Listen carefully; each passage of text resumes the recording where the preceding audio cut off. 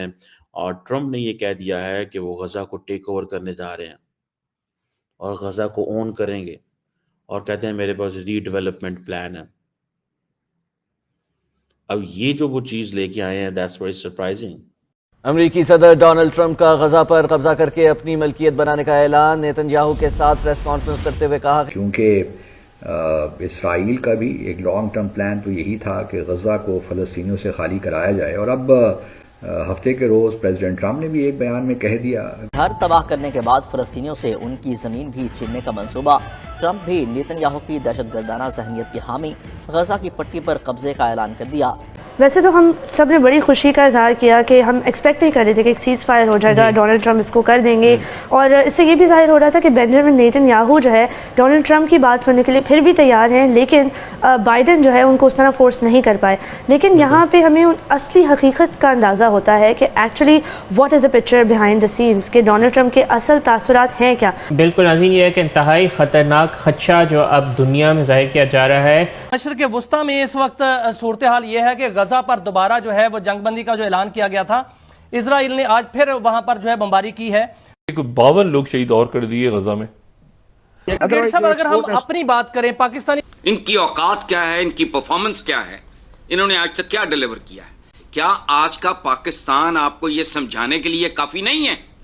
और हमारा मुल्क गरीब का गरीब रहा, लेकिन आप देखें इसराइल लोगों के लिए तो मुल्क खुशहाल है ना, वहाँ तरक्की है, तरक्की याफ्ता मुल्क है।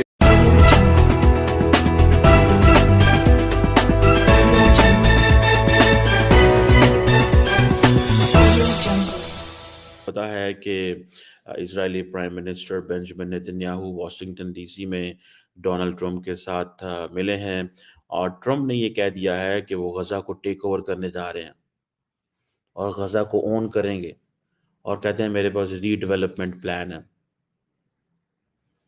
अब ये जो वो चीज़ लेके आए हैं, दैट्स वेरी सरप्राइजिंग कि अमरीकी सदर ये कहे कि हम टेक ओवर कर लेंगे, ओन करेंगे गज़ा को आफ्टर रीसेटलिंग पैलेस्टीनियंस एल्सवेयर।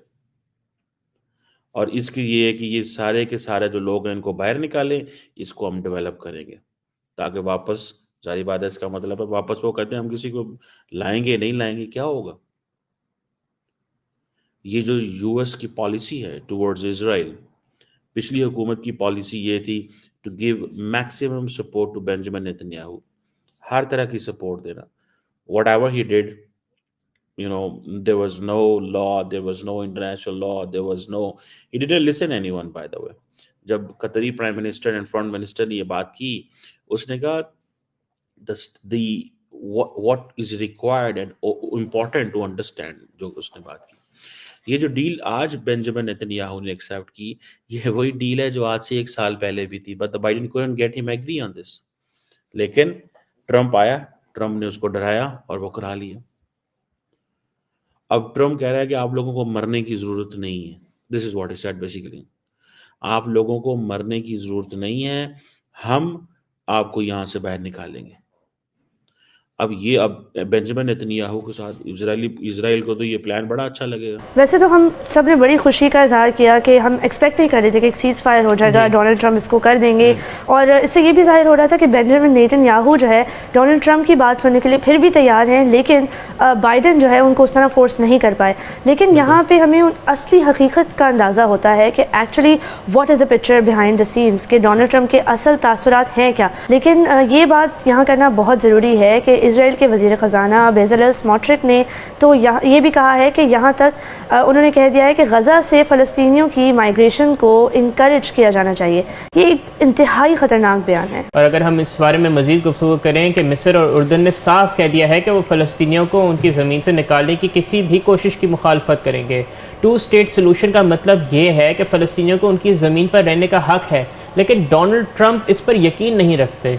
फ़लस्तीनी खुद भी यही कह रहे हैं कि गज़ा में, कि वो गज़ा को नहीं छोड़ेंगे, वो गज़ा में ही रहेंगे चाहे कुछ भी हो जाए। 1948 की तरह वो दोबारा बेघर नहीं होना चाहते। और ये एक बहुत बड़ा गम और गुस्से का रीज़न है फ़लस्तीनी अवाम के अंदर ऑल ओवर द वर्ल्ड। यहाँ ये भी बताना ज़रूरी है कि इजराइल की जारी बमबारी और अमेरिका के गैर मुनसिफाना पॉलिसीज़ इस खत्ते को मज़ीद तबाही की तरफ लेकर जा रही हैं। जी हाँ, ये बात समझने वाली है कि इजरायली लीडरशिप के बयानात और एक्शंस में कितना ज़्यादा कॉन्ट्रडिक्शन है। एक तरफ वो कहते हैं कि डिपोर्टेशन नहीं होनी चाहिए, दूसरी तरफ पूरे गजा को तबाह कर रहे हैं। इतना ही नहीं, फाइनेंस मिनिस्टर स्मोट्रिक बार बार फ़लस्तीनियों को निकालने की बात करते हैं। नाज़रीन, यहाँ पर एक और अहम पहलू ये है कि डोनाल्ड ट्रंप की तजवीज़ न सिर्फ फ़लस्तीनियों के लिए ख़तरनाक है बल्कि पूरे खत्ते की सिक्योरिटी के लिए भी, क्योंकि उर्दन और मिस्र जैसे ममालिक पहले ही रेफ्यूजी क्राइसिस से गुजर रहे हैं और अगर उन पर मज़ीद बोझ डाला जाता है तो ये पूरे रीजन को गैर मुस्तहकम कर सकता है।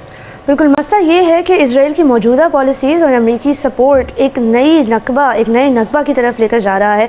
गज़ा के लोग अपनी ज़मीन से जुड़े होते हैं, लेकिन उनके घरों को मुस्तकिल तौर पर जो है तबाह कर दिया गया है। UN के आदाद शुमार के मुताबिक भी गज़ा में 85% लोगों को अपना घर छोड़ने पर मजबूर कर दिया गया है। बिल्कुल नाज़रीन, और इस सूरत हाल में सबसे ज़्यादा जो तशवीश की बात है वो ये है कि अमरीका की जो लीडरशिप है, ख़ासतौर पर सदर ट्रंप, वो इजराइल के हर एक्शन को सपोर्ट कर रहे हैं। इससे ये वाज़े होता है कि उन्हें फ़लस्तीनियों की ज़िंदगियों की कोई परवाह नहीं है, वो सिर्फ अपने सियासी मफादात के लिए काम कर रहे हैं। तो बात में ये कह रहे थे कि मुस्लिम ममालिक में इंस्टेबिलिटी क्रिएट की गई, तो असल कसूरवार तो मुस्लिम ममालिक की क़यादत है ना। जब वो अमरीकी इमदाद ले रहे थे और अपने बच्चों के मुस्तकबिल को सिक्योर कर रहे थे और इस कौम के बच्चों को, गरीबों को मरवा रहे थे, और हमारा मुल्क गरीब का गरीब रहा।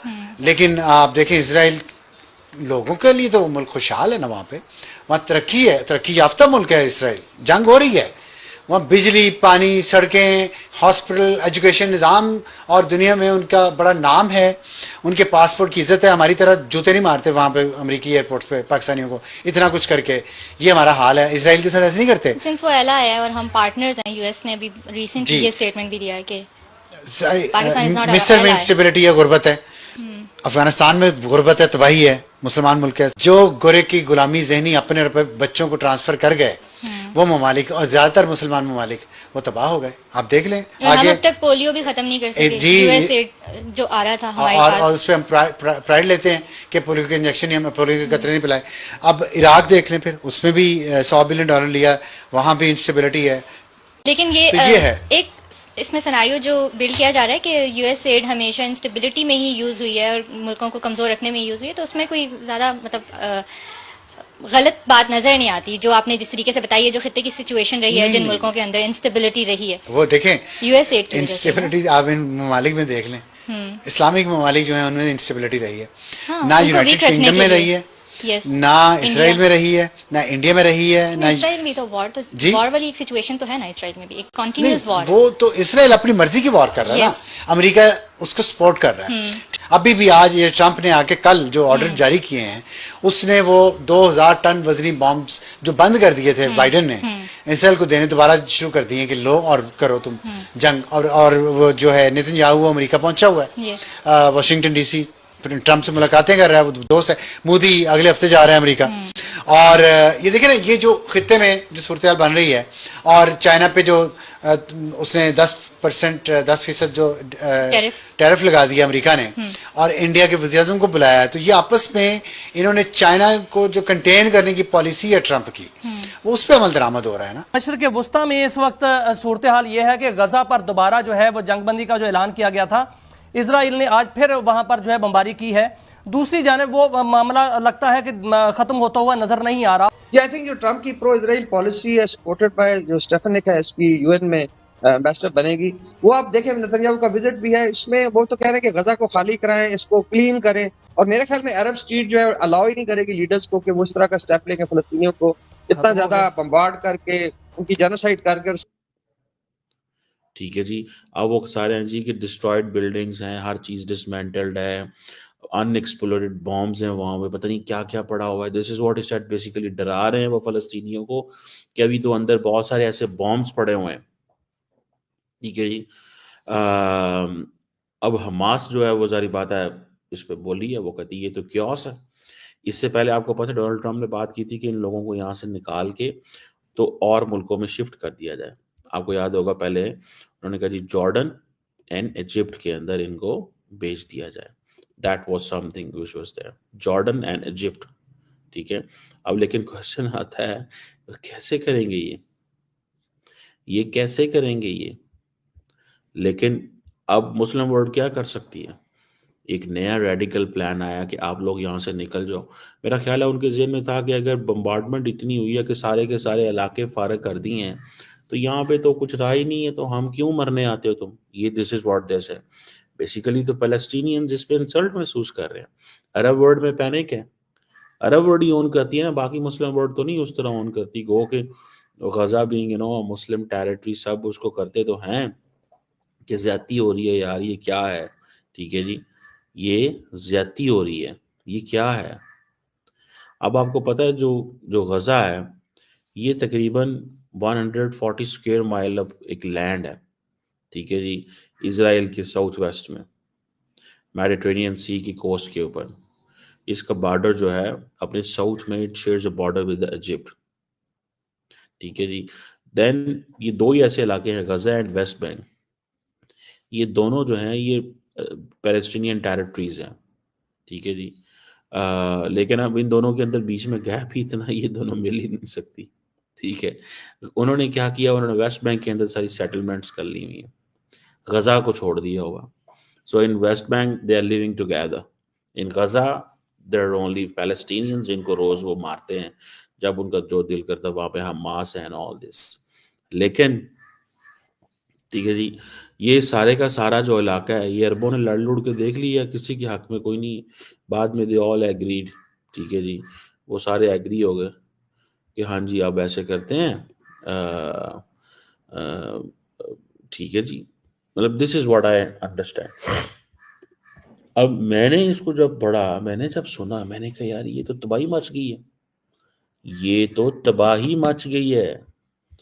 ट्रम्प ने अगर ये कर दिया कि गजा के लोगों को यहां से बाहर निकाल दो, ये क्या बनेगा इसका। ये आप ऐसे थोड़ी कह सकते हो 20 लाख बंदा यहां से निकल जाए, भाई 23 लाख बंदे तुम यहां से निकल जाओ, कहाँ जाओ, जिधर मर्जी चले जाओ। क्या प्लान है, क्या अरब वर्ल्ड को मनाया, क्या अरब वर्ल्ड से बात की है। अच्छा, ट्रम्प की मुझे एक फिलॉसफी पसंद है। ट्रम्प की फिलॉसफी ये है कि ही वांट्स सॉल्यूशन। बेशक he doesn't have a good solution, ठीक है, दैट्स व्हाट आई लाइक। ठीक है जी, ही वांट्स सॉल्यूशन, वो सॉल्यूशन चाहते हैं, लेकिन even if it is a bad solution, ये एक प्रॉब्लम है। This is what I realize. और इसमें आप ये देखें कि ये सारे का सारा मतलब एक अजीब किस्म का एक फस क्रिएट हो गया। ठीक है, और वो साथ खड़े हुए जो नेतन्याहू थे वो हंस रहे थे, उन्होंने कहा यार अब मैं क्या कहूँ इसके ऊपर,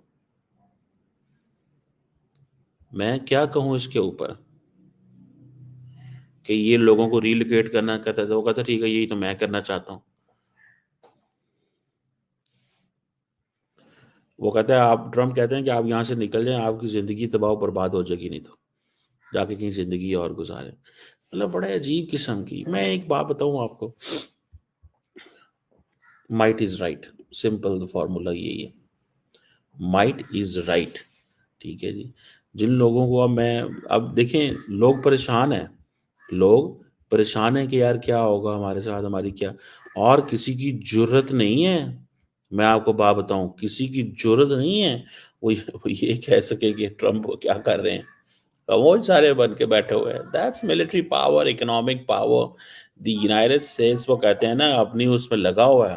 वन ऑफ द मोस्ट अगले दिन उन्होंने कह दिया जी वो जी ये पिछली हुकूमत जो थी वो तो $50 मिलियन भेजती थी, पिछली हुकूमत $50 मिलियन भेजती थी फॉर प्रोटेक्शन। तो दोस्तों, डोनाल्ड ट्रंप ने ये ऐलान तो कर दिया है कि जो गाजा है उसको हम खाली करेंगे, वहाँ के लोगों को इजिप्ट, जॉर्डन और बाकी के मुस्लिम देशों में शिफ्ट करेंगे। लेकिन क्या ये आइडिया इम्प्लीमेंट कर पाना आसान होगा, क्योंकि जो रिहायशी लोग हैं, जो रहने वाले हैं, उनको जब उनके घरों से निकाला जाएगा तो ये एक बहुत ही भयानक दृश्य होगा। और ये एक चीज़ को और बढ़ावा देगा कि अगर कोई भी पावरफुल मुल्क है तो वो किसी भी दूसरे मुल्क के ऊपर कब्जा कर सकता है और वहाँ के रहने वाले लोगों को इधर से उधर शिफ्ट कर सकता है। ये एग्ज़ाम्पल अगर यूएस सेट करेगा तो मेरे ख्याल से ये एग्ज़ाम्पल सेट करना ठीक नहीं है। यहाँ पे ये होना चाहिए था कि जो हमास था उसको पूरी तरह से ख़त्म करने देना चाहिए था यूएस को। और ये जो युद्ध विराम कराया इजराइल ने और इसके हमास के बीच में, ये नहीं होना चाहिए था। इसको जब नेतन्याहू ने बोला था कि पूरा हमास ख़त्म करेंगे तो पूरा ख़त्म करने देना चाहिए था। हालांकि इसके ऊपर अब बहुत ज़्यादा मुस्लिम देशों में पैनिक मचेगा, और लेकिन यूएस के पास इतनी पावर है कि वो सबको संभाल सकता है। किसी के अंदर हिम्मत नहीं होगी कि यूएस के अगेंस्ट जा सके, डोनाल्ड ट्रंप के अगेंस्ट जा सके। बस यहाँ पे थोड़ा सा ह्यूमैनिटी वाली बात आ जाती है।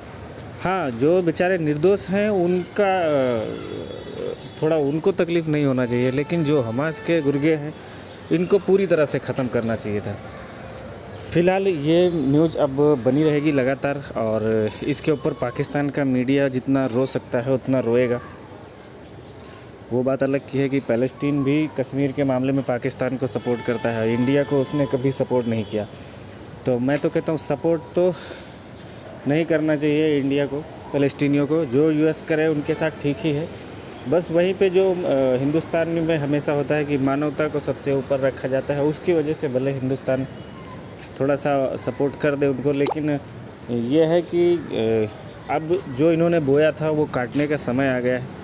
और डोनाल्ड ट्रंप में इतने पावर है, इतना उनके पास इस समय इतनी शक्तियां हैं उनके पास कि वो जो चाहे वो गाज़ा में कर सकते हैं, और कोई मुस्लिम देश कुछ बोलने वाला नहीं है इसमें, क्योंकि किसी को भी अपनी इकोनॉमी तबाह नहीं करनी है। यूएस अपनी एयरफोर्स के दम पे पूरे जो पूरा मुस्लिम वर्ल्ड है सबको संभाल सकता है। फ़िलहाल इस डिसीजन के बारे में आपकी क्या राय है? जेन्युइन आप क्या सोचते हैं इसके बारे में?